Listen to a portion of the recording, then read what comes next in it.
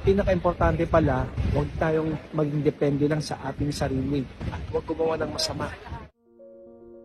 Amazing morning mga master. Gusto ba nating palaging malakas ang ating katawan? Ito ay ating mababasa sa ating wisdom ngayong araw na to. Ang Proverbs chapter 3 verse 7 to 8 or Kawikaan 3, 7, 8. Nakalagay doon, huwag mong isipin na napakarunong mo na. Matakot ka sa Panginoon at huwag gumawa ng masama. Bakit daw? Ito ang nakalagay sa 8. Pagkat ito ay ikabubuti at ikalalakas ng iyong katawan. Guys, ang pinaka-importante pala, do not be wise on your own eyes. Huwag tayong maging depende lang sa ating sarili. Kailangan natin matakot sa Panginoon at huwag gumawa ng masama. Nabibigyan tayo ng kalakasan ng ating katawan.